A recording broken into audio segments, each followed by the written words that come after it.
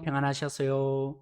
지난주 묵상한 말씀에는 다윗이 온 이스라엘의 왕으로 인정되고 태평한 나라를 이루어지는 과정이 펼쳐졌습니다. 오늘 저는 흔히 다윗 언약이라고 하는데요. 목요일 말씀을 함께 살펴보고자 합니다. 오늘 본문은 유대인만이 아니라 우리에게도 복음을 이해하는 데 없어서는 안 될 핵심적인 내용을 포함하고 있습니다.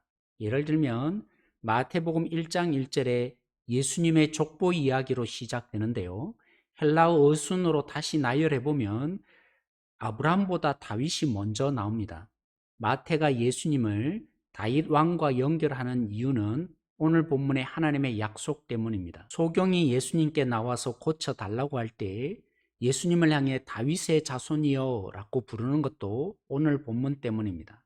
예수님이 나귀를 타고 예루살렘으로 입성할 때 무리들은 종려나무 가지를 흔들고 환영할 때 다윗의 자손으로 오시는 이여 라고 한 것도 오늘 본문 때문입니다. 그럼 오늘 본문으로 들어가 보십시다. 1절은 신명기 12장 10절 11절 내용 그대로입니다. 신명기 말씀에 따르면 하나님은 광야 40년을 끝낸 이스라엘 백성들에게 약속하죠. 가나안에 들어가서 하나님에 의해서 평안이 주어질 때 하나님이 정한 곳에서 예배를 드리라고 명령하셨습니다. 오늘 본문 1절에 하나님이 말씀하신 바 그대로의 상황입니다.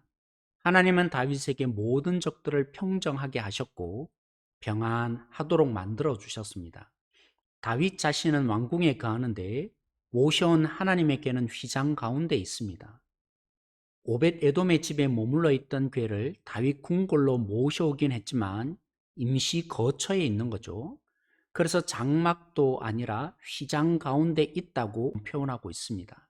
자신이 거하는 집에 비해 너무 초라하게 하나님이 거하고 있는 것으로 여긴 다윗이 하나님을 위한 집을 지어드리고 싶었습니다.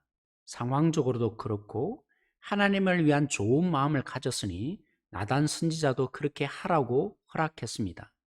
그런데 하나님은 그날 밤에 나단 선지자를 통해서 허락하지 않습니다.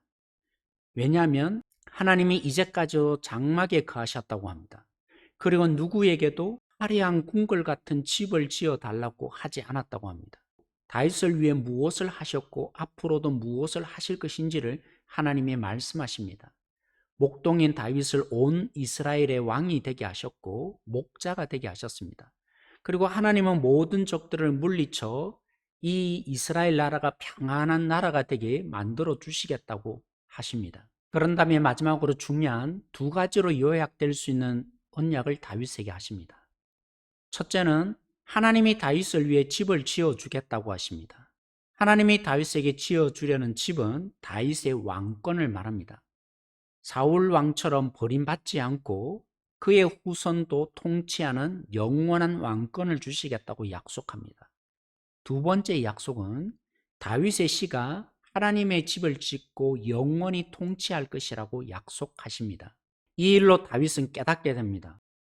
이제 22절에 표현되듯이 하나님의 집을 지어드리고자 한 열망은 있었지만 하나님이 허락하시지 않고 약속을 주시는 것을 통해 하나님 같은 분이 없음을 깨닫게 됩니다. 하나님은 사람이 지은 집 정도에 머물 수준의 하나님이 아닌 것을 깨닫게 되는 거죠. 그래서 그의 아들 솔로몬이 성전을 짓고 하나님께 기도하면서 가장 많이 언급하는 말이 하나님은 인간이 지은 집에 거할 분이 아니다라는 고백이었습니다. 다윗 왕가는 바벨론 포로 이후에 무너졌습니다. 바벨론, 바사, 헬라, 로마 등 예수님 때까지도 다윗의 왕가의 왕은 없었습니다. 하나님의 약속이 어떻게 된 것입니까? 하나님은 신실하시지 않는 것입니까? 아니면 하나님은 무능력하신 것입니까? 절대로 그렇지 않습니다. 자신의 백성 이스라엘의 완악함 때문이었습니다. 하지만 하나님은 십자가에 못 박히신 예수님을 부활시켜 우리의 주님이 되게 하셨습니다. 이스라엘만의 왕이 아니라 온 인류의 왕이 되게 하셨습니다. 결국 손으로 짓지 않는 성전을 십자가로 완성해내셨습니다. 임마누엘 되시는 예수님으로 하나님이 우리와 함께 하십니다. 그리고 우리도 예수님을 믿어 연합함으로 성전이 되게 하셨습니다. 하나님은 온 인류가 함께 주를 예배하는 성전으로 성장하기를 소망하고 지금은 갈망하고 계십니다. 예수님을 주로 고백하며 다스림을 받는 우리 속에 하나님의 임재가 가장 농도 진하게 펼쳐집니다.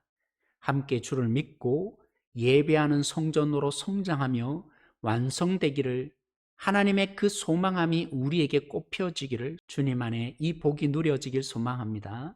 평안하세요.